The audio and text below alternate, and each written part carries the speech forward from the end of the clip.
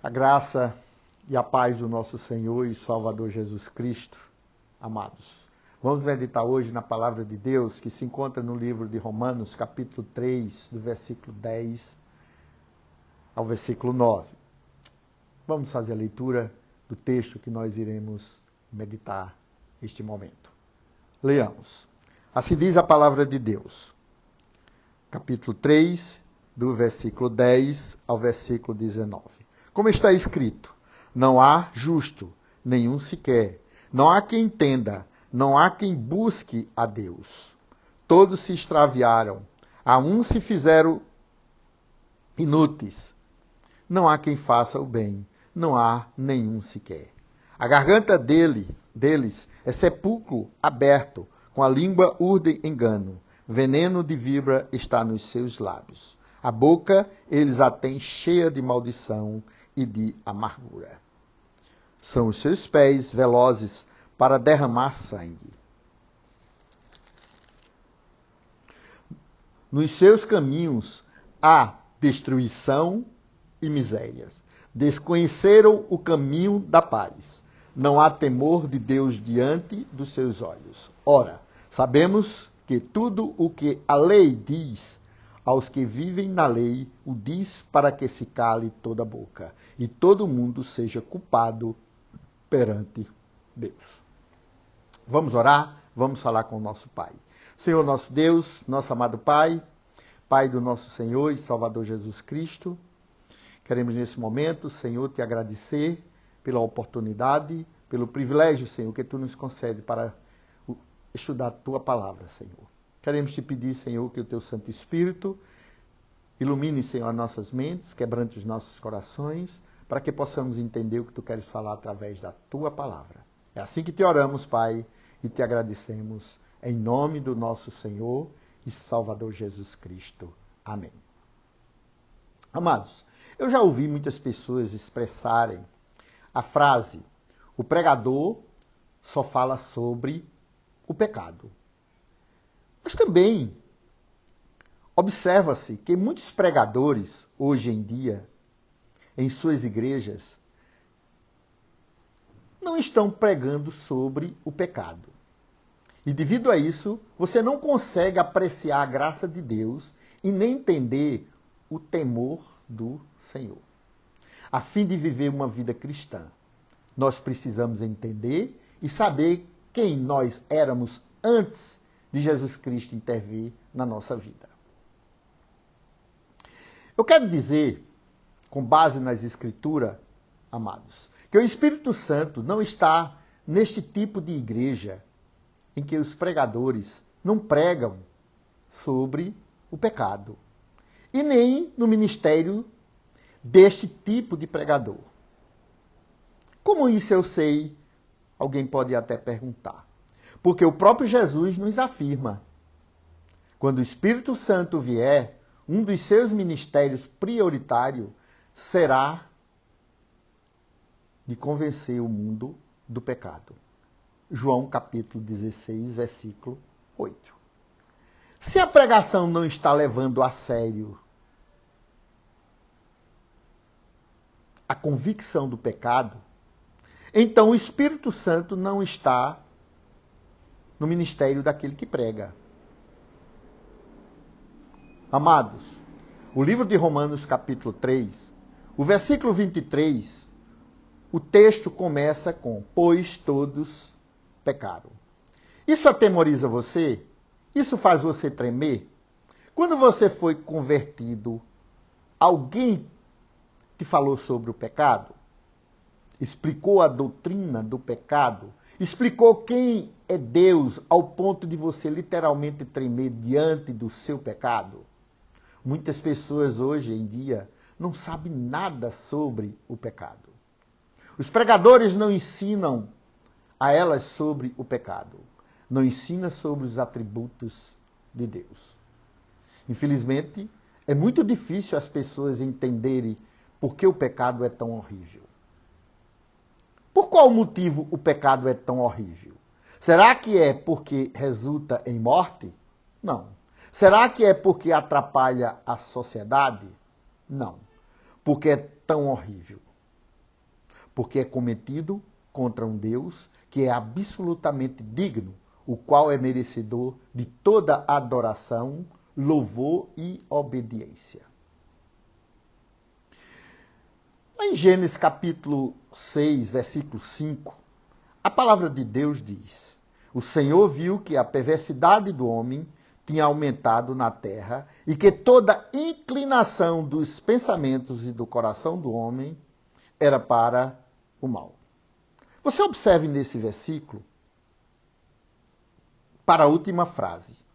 Olhe bem para a última frase. O que é que diz? Diz que todo desígnio do coração do homem era para o mal. Isso fala do homem antes do dilúvio. No entanto, o dilúvio lavou a terra dos homens. Mas as águas não puderam lavar o coração dos homens. Assim Noé e sua família saíram da arca. O pecado começou novamente. Então, assim que Noé e sua família saíram da arca, o pecado começou novamente. Repetindo estas palavras. Dentro da arca já havia pecado, que cresceu e cresceu na terra. Isso é o que é dito sobre você e eu antes de nos achegarmos a Cristo. Se você não tem Jesus, este verso descreve você agora. Romanos 3 diz que todos pecaram. A Bíblia não é uma teologia sistemática, mas a coisa mais próxima de uma. Na Bíblia é a carta aos Romanos, na qual Paulo está explicando à igreja de Roma o que ele crê. O livro tem 16 capítulos, sendo que os primeiros 11 lidam com a teologia e a doutrina. E os outros são mais práticos. Não é incrível que nos 11 capítulos sobre doutrina, Paulo dedique os 3 primeiros para falar sobre a doutrina do pecado. 1/4 da sua sistemática. Eu acredito que, para o apóstolo Paulo, a doutrina do pecado era muito importante. Portanto, vamos para uma das passagens mais importantes de toda a Bíblia, onde meditaremos em Romanos capítulo 3, versículo 10 ao versículo 19.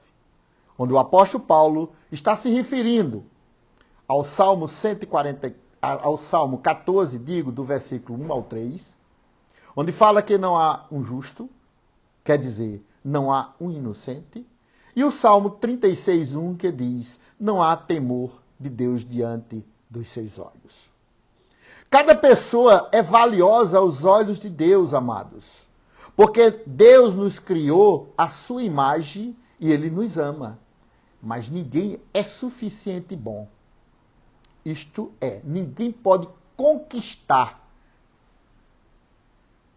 Ninguém pode conquistar um bom relacionamento com Deus. Embora sejamos valiosos, caímos no pecado.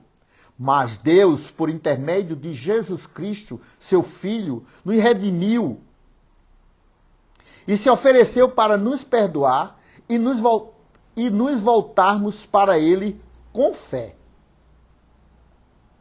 O tema que iremos abordar neste momento, Diego, é a necessidade do Evangelho para o pecador. E teremos, para esse tema, algumas verdades que nós precisamos meditar. As verdades que nós iremos meditar nos traz a seguinte conclusão para o tema, a necessidade do Evangelho para o pecador.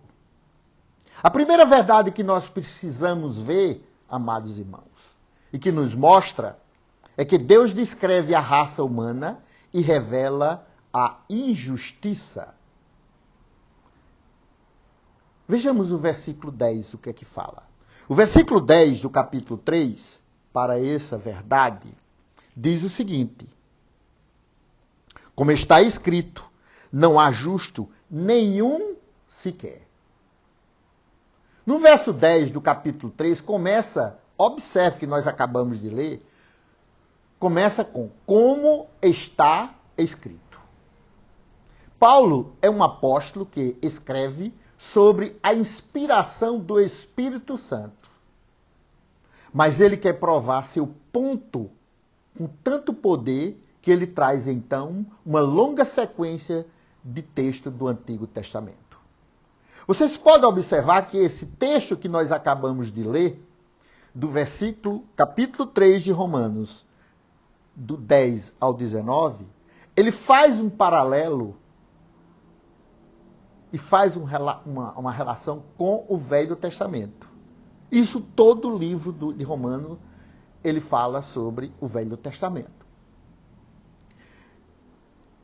Nesse mesmo versículo, capítulo 10, ele diz assim, não há um justo.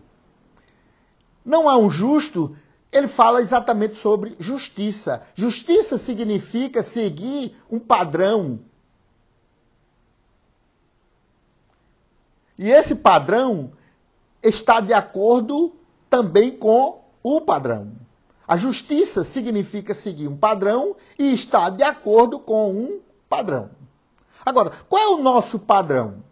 Nosso padrão é o caráter de Deus e a vontade de Deus. E a fim de estar na presença de Deus, você tem de estar perfeitamente conformado à sua retidão e à sua justiça sem um pecado sequer. Amados, Paul Walsh conta uma história bastante interessante que ele diz o seguinte, Paul Walsh, conta que quando está no avião e quer testemunhar para as pessoas ali, ele abre a Bíblia no Novo Testamento na linguagem grega. Porque eles começam a olhar.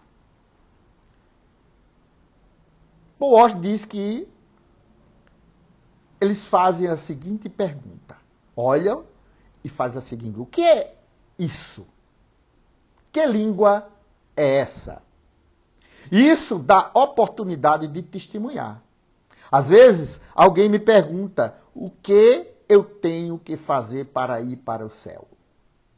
Eu olho para ela e digo, é muito simples, muito fácil. Você só precisa ser absolutamente perfeito em sua moral, desde o momento em que você nasce até o momento em que você morre. Então ela me pergunta, como é que eu vou para o céu mesmo? E eu explico novamente, você só precisa ser absolutamente perfeito em sua moral, desde o momento em que você nasce até o momento em que você morre. E volto à leitura. Ele olha, me cutuca no meu ombro e diz, pois é, você tem um problemão, não é? É isso que você tem que enxergar. Não é simplesmente ser bom comparado com as outras pessoas. Você tem de ser completamente justo em comparação com Deus, sem um desvio sequer da sua lei. A segunda verdade que esse texto nos mostra é o seguinte. Deus descreve e revela ignorância e independência do homem em relação a Deus. Observe a segunda verdade. Deus descreve e revela ignorância e independência do homem em relação a Deus. Vejamos o versículo 11, o que é que diz. Olha só o versículo 11. Diz o seguinte, não há quem entenda, não há quem busque a Deus. No versículo 10, que nós acabamos de ler, nós observamos que Paulo diz que não há um justo sequer. Mas ele continua nesse texto dizendo o quê? Ele continua dizendo que não há ninguém que entenda, ninguém que busque a Deus.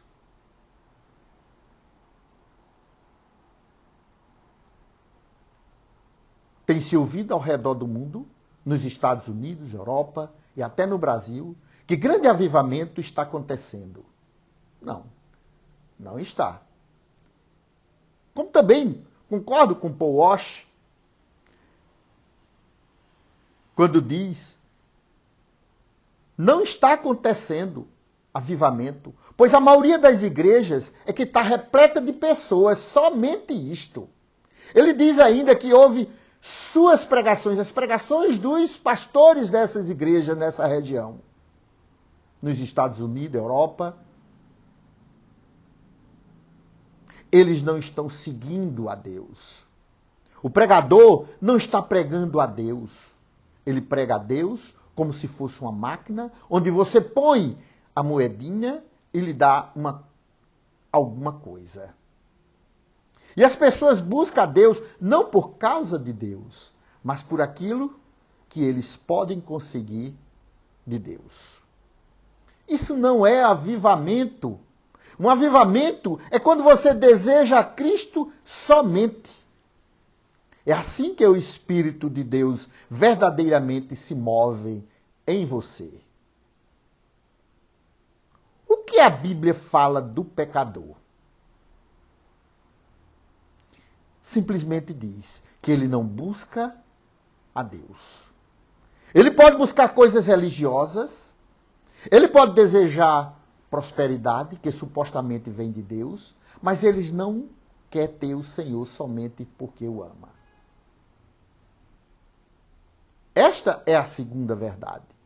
A terceira verdade que nós acabamos de ver, que nós vamos ver agora, neste momento,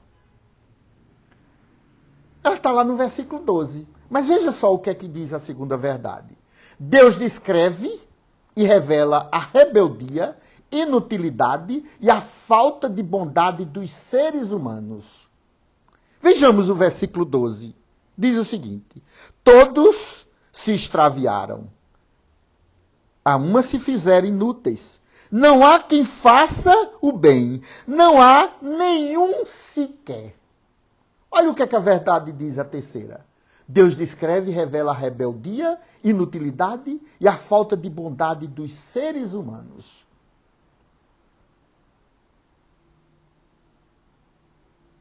Se nós terminássemos agora nossa meditação e perguntássemos: se você morrer, você vai para o céu? Você diria talvez que sim? E argumentaria, não é? Argumentaria. Eu nunca matei ninguém. Eu nunca prejudiquei pessoas. Eu sei que já cometi erros, mas eu sou bom. Você percebe que a grande heresia dos homens é que ele pensa que é bom. A única forma do cristianismo entrar na sua vida é reconhecer que você não é bom. Você tem que reconhecer que não pode se salvar por si mesmo. Porque você não pode se salvar. Você não consegue chegar nesse tipo de justiça. Não há um bom. Não há um bom. Nenhum sequer. Assim diz a palavra do Senhor. Como nós vimos no versículo 12. A quarta verdade que nós podemos ver nesse texto, e de grande importância, é que Deus descreve e revela que o ser não tem nenhum temor de Deus. Se contra... Vamos ler os versículos 3, capítulo 3, do versículo 13 ao 18, o que é que diz. Porque essa verdade que nós vamos ver diz o seguinte: Deus descreve e revela que o ser não tem nenhum temor de Deus. Agora, por quê? Vejam o versículo do 13 ao versículo 18. A garganta deles é sepulcro aberto, com a língua urde engano, veneno de víbora está nos seus lábios. A boca, eles a têm cheia de maldição e de amargura. São os seus pés velozes para derramar sangue. Nos seus caminhos há destruição e misérias. Desconhecer o caminho da paz. E o 18 fala, não há temor de Deus diante dos seus olhos. Então a quarta verdade fala exatamente sobre isso. Deus descreve, revela que o ser não tem nenhum temor de Deus.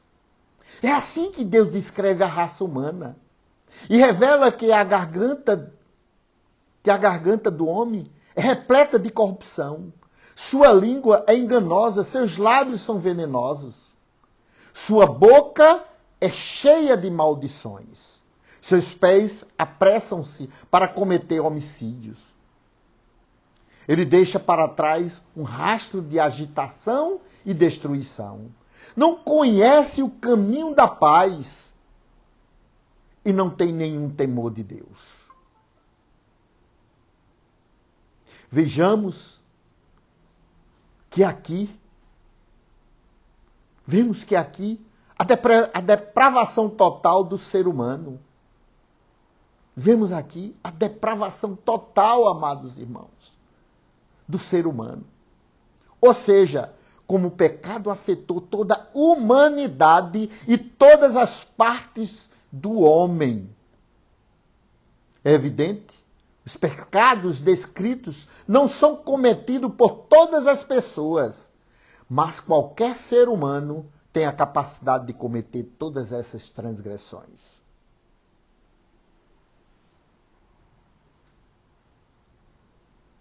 A quinta e última verdade que nós podemos ver nesse texto, nós podemos aprender nesse texto, é que a lei nunca foi dada para salvar ninguém. Vejamos o versículo 19, o que é que diz. Versículo 19 desse capítulo 3 de Romanos, diz o seguinte: ora, sabemos que tudo o que a lei diz, aos que vivem na lei o diz, para que se cale toda a boca, e todo mundo seja culpável perante Deus. Preste bem atenção o que fala esse versículo. Por isso, que a verdade que esse texto fala é o seguinte: a lei nunca foi dada para salvar ninguém. Muita gente tem ideia que para ir para o céu basta guardar os 10 mandamentos.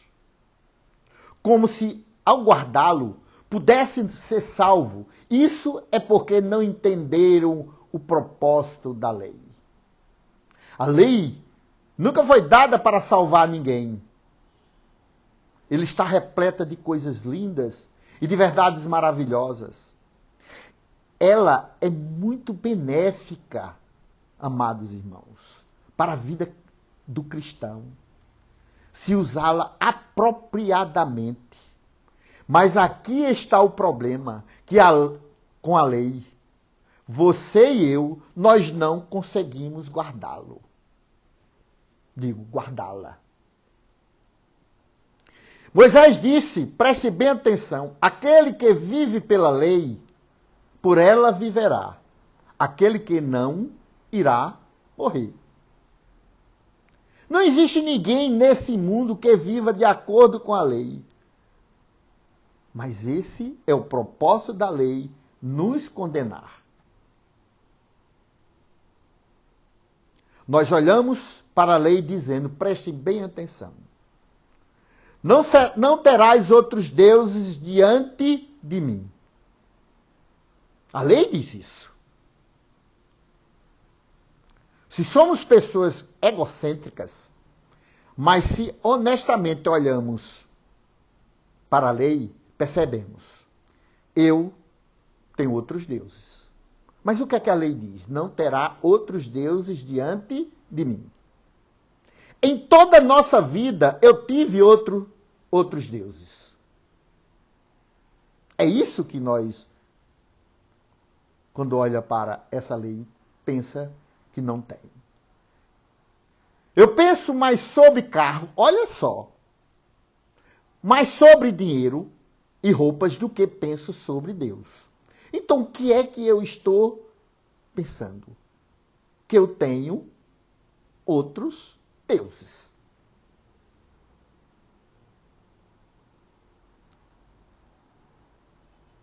O que é que o mandamento diz?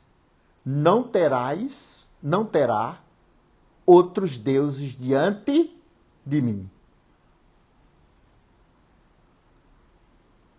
Mas quando você pensa só em roupa, só em dinheiro, só em carro e outras coisas, e não penso só em Deus, substitui por Deus, eu tenho outros deuses. Outra coisa também que nós precisamos perceber, e o mandamento contra cometer adultério. Jesus deixou isso muito claro. Simplesmente olhar para uma mulher com lascívia no coração é um ato de adultério. Uma outra coisa que nós podemos perceber,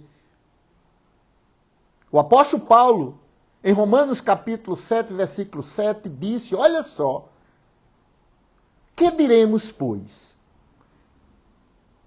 É a lei pecado? De modo nenhum. Mas eu não teria conhecido, senão por intermédio da lei.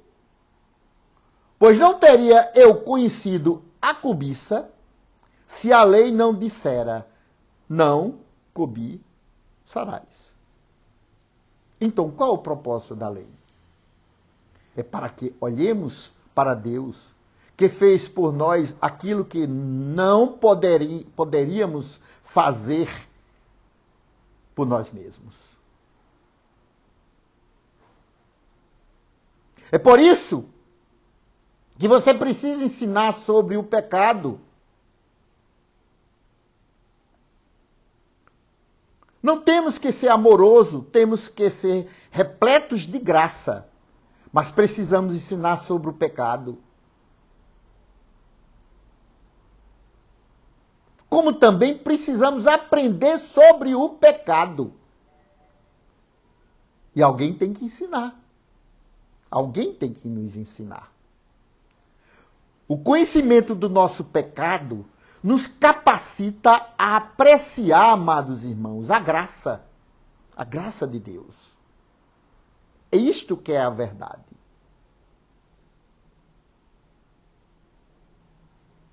Vou repetir. O conhecimento do nosso pecado nos capacita a apreciar a graça. E para concluir,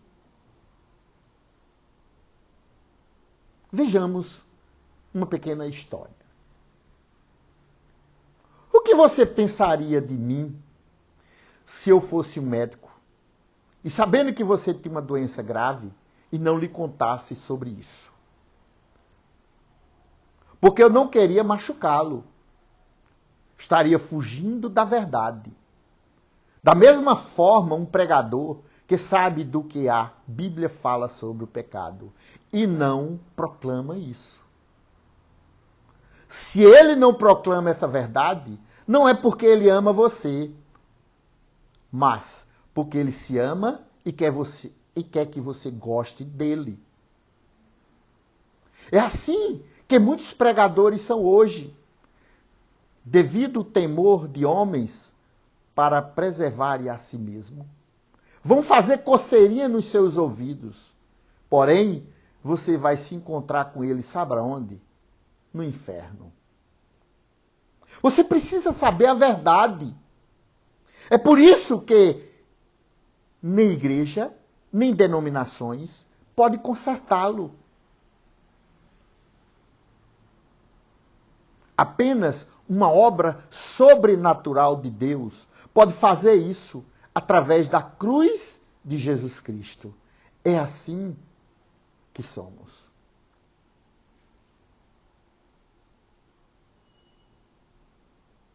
Que Deus abençoe a cada um de nós, através da sua palavra. Oremos. Senhor nosso Deus, nosso amado Pai, Pai do nosso Senhor e Salvador Jesus Cristo, muito obrigado, meu Deus, pela tua palavra. Obrigado, Senhor, porque tu falaste conosco. Obrigado, Senhor, porque nós precisávamos ouvir a tua voz. Fala, Senhor, sempre precisamos, Senhor, de ti.